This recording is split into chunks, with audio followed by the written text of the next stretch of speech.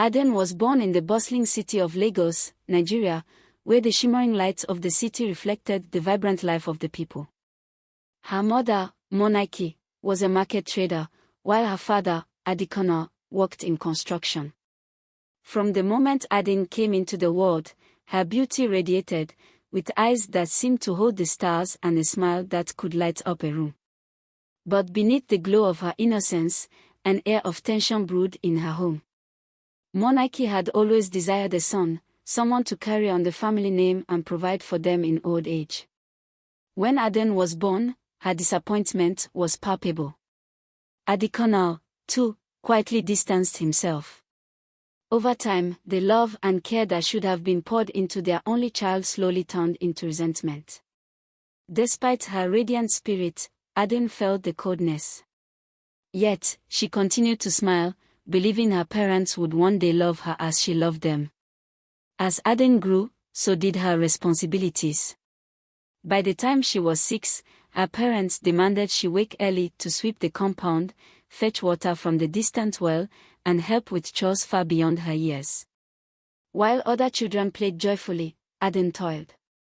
Neighbors would often whisper, "How can they treat such a bright child so harshly?" Still, Aden was filled with a quiet resilience. She found solace in the stories the elders told by the fireside.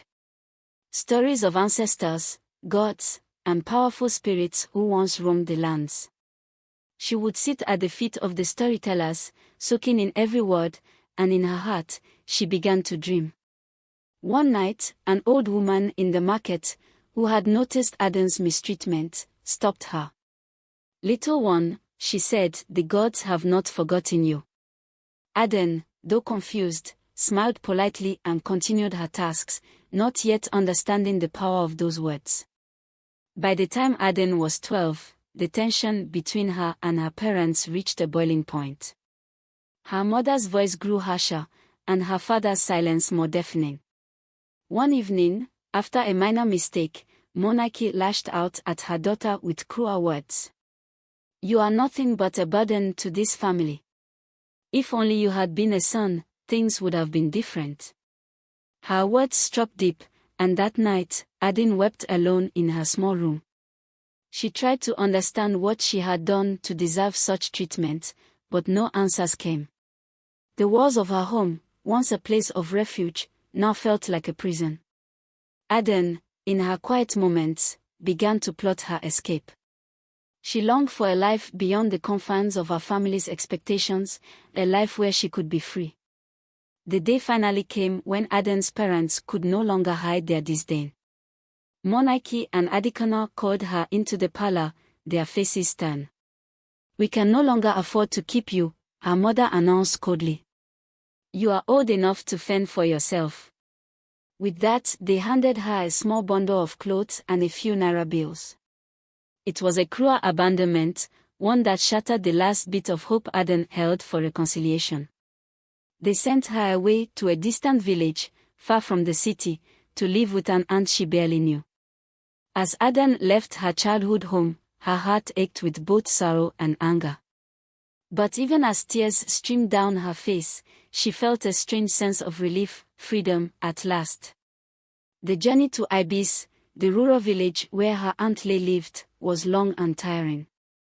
Aden had never been outside of Lagos, and the lush green landscape, dotted with ancient trees and rolling hills, felt foreign to her. The air was cooler, and the roads less traveled, but there was a beauty in the simplicity of it all. Her aunt welcomed her with open arms. Unlike her parents, Aunt Lay was a warm-hearted woman with an infectious laugh. She lived modestly, tending to her farm and selling produce at the local market. Though the house was small, it was filled with warmth, something Aden hadn't felt in years. For the first time in her life, Aden felt seen and cared for. Aunt Lay's kindness began to heal the wounds in her heart, and soon, she found herself embracing the simple life of the village. Life in Ibis was peaceful, but it didn't come without its mysteries. The villagers spoke of the sacred forest that bordered the village, a place where spirits were said to dwell. Children were warned never to go too deep into the woods, for the spirits could be both kind and mischievous. One evening, as Aden sat by the fire with Aunt Lay, she heard the wind whistle through the trees. It seemed to call her name softly. She asked her aunt about it, but Aunt Lay simply smiled. "The forest knows who you are, my dear. It remembers things long forgotten by man." Aden didn't fully understand, but the words stayed with her.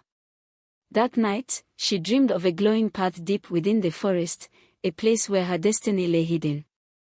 Months passed, and Aden grew stronger, both in body and spirit.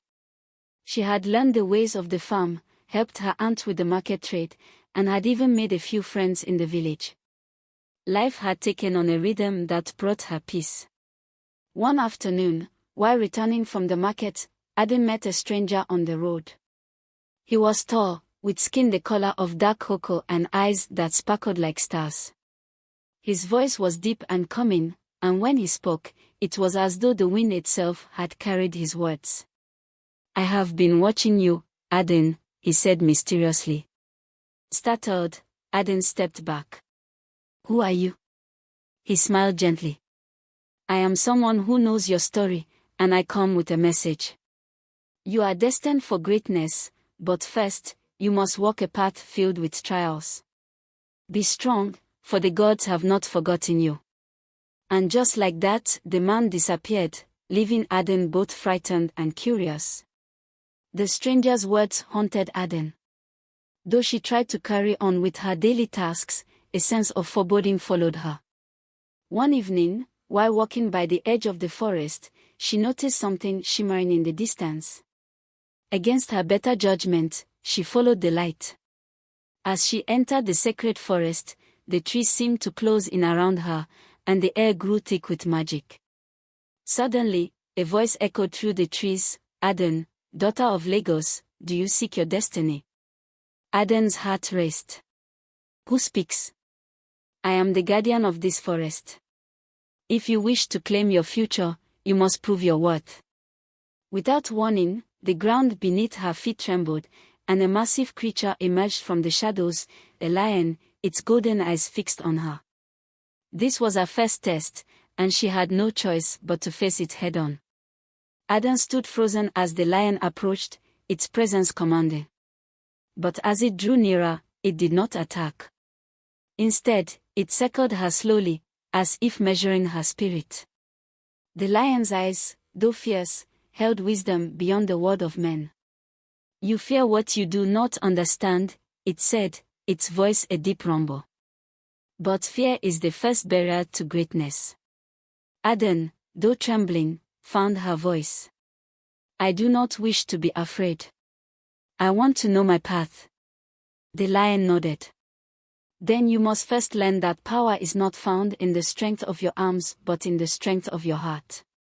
With those words, the lion faded into the trees, leaving behind a single, golden feather. Aden picked it up, feeling its warmth. This was the first gift of her journey, a symbol of courage. Upon returning to the village, Aden sensed that something had changed. The villagers, once so open and welcoming, seemed to look at her with new eyes. Whispers followed her wherever she went. One day, Aunt Lay pulled her aside and explained, "There is more to this village than meets the eye, Aden. Ibis was built on ancient magic, and it appears that you have been chosen." "Chosen?" Aden echoed, her mind racing. "For what?" But Aunt Lay simply smiled and said, "The answers will come in time. For now, trust the path the spirits have set before you." Though she didn't fully understand, Aden knew that her life in Ibis was far more intertwined with the spirit world than she had ever imagined. But there was no turning back now, the winds of destiny were already guiding her. Weeks passed, and Aden's encounters with the mystical only grew. Every night, the winds whispered her name, and strange dreams filled her sleep. In one dream, she saw herself standing before a mighty river, its waters filled with stars. On the other side was a grand city made of gold and light. But before she could cross, a storm rose, shaking the earth and darkening the skies. Aden woke in a cold sweat, her heart pounding. The storm, she realized, was coming not just in her dreams, but in reality. The village elders sensed it too. They gathered one evening, speaking in hushed tones about the silent storm that had been foretold. But no one knew what form it would take or when it would strike. All Aden knew was that she would have a role to play in facing it. A few days after the storm dream, Aden was summoned to meet the village elders. They were the oldest and wisest in Ibis, keepers of ancient knowledge passed down through generations. As Aden stood before them, she felt small, like a child again. "We have watched you, Aden," the head elder, Baba Ojo, said. "The spirits have spoken. You are to be the protector of this village." Aden's eyes widened. "Me? But I don't know how." "The strength you need is already within you," Baba Ojo replied. "You are not ordinary. Your connection to the spiritual realm is strong, and you will learn to harness it. But first, you must complete 3 trials." The weight of their words sank into her bones. She had come to Ibis seeking refuge, but now it seemed her destiny was far greater than she had ever imagined. Aden's first trial came sooner than expected. One night, as the moon hung low in the sky, the village was plunged into darkness. Shadows crept from the forest, twisting and writhing like living creatures. Panic spread, but Aden stood firm. Baba Ojo's voice echoed in her mind, "Face your fears, and they will lose their power." Summoning all her courage, Aden walked into the heart of the darkness. The shadows whispered her deepest insecurities, mocking her abandonment, her fears of being unloved and unwanted. But Aden had grown stronger. She remembered the lion's lesson: power lay in her heart, not her fear. With a deep breath, she spoke into the darkness, "I am not afraid." The shadows recoiled, dissolving into nothingness. Aden had passed her first trial, and the village breathed a sigh of relief. After facing the shadows, Aden began to notice subtle changes within herself. Her senses were sharper, and she could feel the energy of the earth beneath her feet. The village, once so ordinary, now pulsed with hidden life. She could hear the voices of the wind, the whispers of the trees, and the hum of the rivers. Aunt Lay, noticing the change, revealed a secret. "You come from a long line of seers, Aden. Your mother and father may have rejected you, but your true inheritance lies in the spiritual realm. The gifts you have now are only the beginning." Aden was stunned. Her parents had kept this from her, hiding her true lineage out of fear or ignorance. But now, she understood that her journey was not one of abandonment, it was one of discovery. And her path to greatness had only just begun. The second trial took Aden to the river she had seen in her dreams, the river of time. The elders warned her that crossing it was perilous, for the river showed not only the past but also the future. It was said that those who could not handle the truth it revealed would be swept away by its current. With a deep breath, Aden approached the water. As she stepped in, the river's surface shimmered, revealing scenes from her past, her parents' cruelty, her tears, her loneliness. But she did not falter. She had already lived through these pains. Then, the river shifted, showing her a vision of the future. She saw herself standing tall, clothed in gold, with the people of Ibis gathered around her. But there was also a darkness, a figure lurking in the background, waiting to strike. Aden emerged from the river, her heart heavy with the knowledge that danger still lay ahead. In the days following her second trial, Aden's visions became more frequent. She saw glimpses of her parents, now struggling in Lagos, their business failing and their home falling into disrepair. Though they had abandoned her, she couldn't shake the feeling that their paths would cross again. Meanwhile, in Ibis, tensions were rising. Strange occurrences plagued the village, crops withered, animals fell ill, and unease settled over the people. The elders believed it was the work of a malevolent spirit, one that sought to undo all the good Aden had done. As Aden prepared for her third trial, she knew that whatever force was behind the village's troubles would soon reveal itself. And when it did, she would need all her strength to protect the people she had come to love. One evening, as Aden sat by the fire, the stranger from the road appeared once more. His eyes were as piercing as before, but this time, there was a sense of urgency in his voice. "The time is near, Aden. The storm you dreamt of is coming." Aden nodded, her heart steady. "I am ready." The stranger smiled. "You are stronger than you know. But remember, not all battles are fought with strength alone. Some require wisdom, others compassion." With that, he handed her a small, intricately carved stone. "This will guide you when the time comes. Trust it." And just like that, the stranger was gone again, leaving Aden with more questions than answers. But she held the stone tightly, knowing that it would play a crucial role in the final battle. The night of the final trial arrived. The village gathered around the sacred fire as Baba Ojo led Aden to the edge of the forest. "This is where your journey truly begins," he said. "The spirit you must face is the one that haunts your lineage. It is not a spirit of the land, it is a spirit of your past." Aden stepped into the darkness, her heart pounding. She soon found herself standing before a towering figure, its face obscured by shadows. "You have carried the weight of your family's neglect for too long," it whispered. "But can you truly forgive them?" Aden's chest tightened. Forgive them? The parents who had cast her aside. But as she stood there, holding the carved stone in her hand, she realized the truth. Her strength lay not in vengeance, but in letting go. With a deep breath, she whispered, "I forgive them." The spirit let out a wail, then dissolved into the night. Aden had passed the final trial. The night after the final trial, the storm Aden had long feared finally arrived.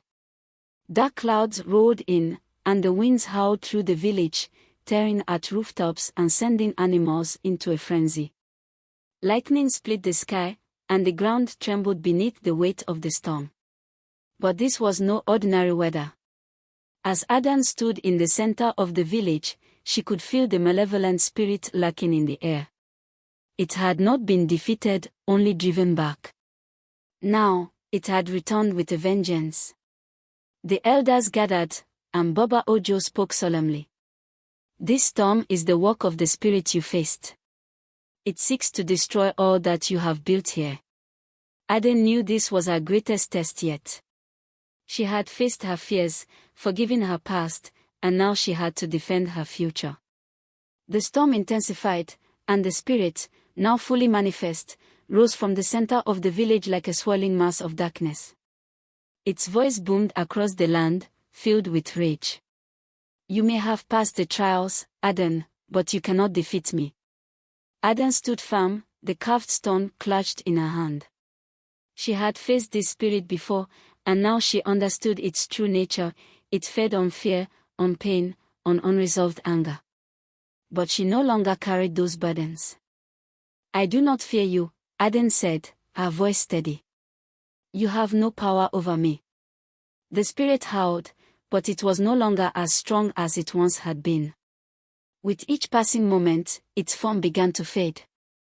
The villagers, inspired by Aden's courage, joined her, chanting words of strength and unity. Together, they pushed the spirit back into the darkness. When the storm finally passed, the village was left in silence. The spirit had been defeated, and the air felt lighter, freer. The people of Ibis gathered around Aden, their faces filled with awe and gratitude. She had saved them, not through brute strength, but by facing her fears and embracing her true self. Baba Ojo approached her with a proud smile. "You have done well, Aden. The village owes you a great debt. But your journey is not over." Aden, though weary, nodded. She knew that while she had faced many trials, her path to greatness was still unfolding. There were still unanswered questions, especially about her family and the life she had left behind. With the village safe and the spirit defeated, Aden began to feel a pull towards her past. The visions of her parents had grown stronger, and she knew it was time to return to Lagos, the city of her birth. Though she had built a new life in Ibis, her journey would not be complete until she confronted the family that had abandoned her. Aunt Lay, though sad to see her go, understood. You have to close the circle, Aden. But remember, you are no longer the girl who was cast aside. You have become something far greater. With those words in her heart, Aden packed her belongings and set off for Lagos. The road ahead was uncertain, but she was no longer afraid. She was ready to face whatever awaited her. When Aden arrived in Lagos, she found the city much as she had left it busy, chaotic, and full of life. But her family's home was a shadow of what it once was. The walls were cracked, the garden overgrown, and a sense of despair hung in the air. Her parents, once proud and prosperous, were now struggling. Their business had failed, and they were barely scraping by. Aden stood at the gate for a long time, watching them from a distance. They looked older, wearier, and there was a sadness in their eyes that hadn't been there before. She could have turned away, leaving them to their fate. But instead, she walked up to the door and knocked, ready to face the people who had once cast her out. When her parents opened the door, they didn't recognize her at first. Aden, now a young woman of strength and grace, was a far cry from the timid girl they had sent away. But as they looked into her eyes, realization dawned. Aden, her mother whispered, her voice filled with shock and regret.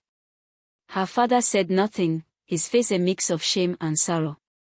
They had expected her to be lost, forgotten, but here she was, standing before them like a beacon of light. Aden could see the pain in their eyes, and in that moment, she understood the full extent of their regret. You abandoned me, Aden said quietly, her voice steady but filled with emotion. But I have found my way, despite everything. Her parents hung their heads, unable to meet her gaze. Aden's mother, Monaiki, broke the silence first. We were wrong, Aden.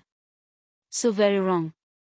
We thought sending you away would be better for you, but we were selfish.